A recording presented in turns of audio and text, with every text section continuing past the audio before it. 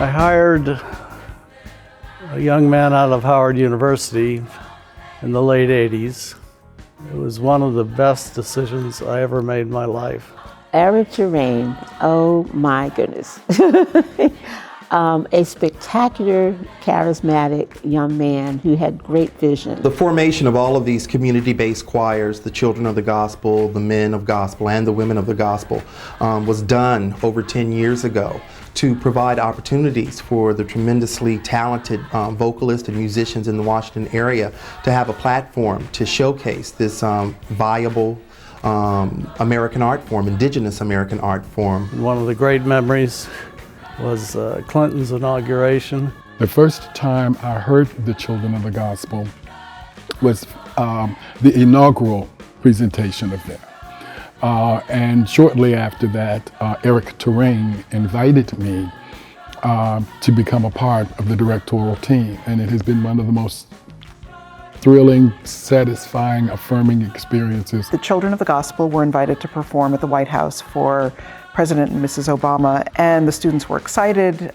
Some of them had been to the White House before because this was not the first invitation. And President Obama came around and he actually introduced himself to every member of the Children of the Gospel and literally said, "Hello, I'm Barack Obama. What is your name?" To perform for presidents, to be in the White House, what other organization is giving a large number of kids that experience, especially at such an early stage in their life and in their careers. Being around 300, 350 kids that all had the same passion for music, for the arts, and then these great directors that had come in to conduct and be a part of helping to kind of reshape and give direction to so many youth. I remember so many directors. Dr. Thomas Dixon Tyler was probably the main one that I remember.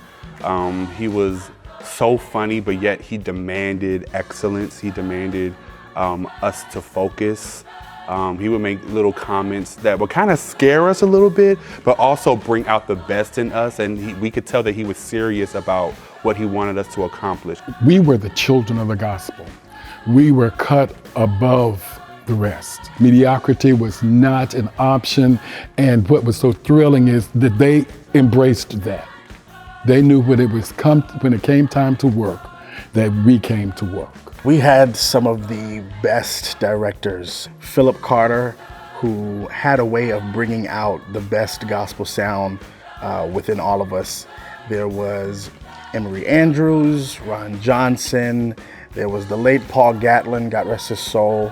Joyce Garrett. Mike McCoy, Evelyn Simpson-Currington, Michelle Fowlin. It's my hashtag. Excellence has no excuses. And I tell all of my students, there is no try, it's do or die. We were also focused on making sure that we were developing the young people holistically, that we were equipping them with the skills and the competencies and the awareness and the exposure that they needed in order to prepare them to make choices. The team building is at least half of what is happening in the development of the young singers.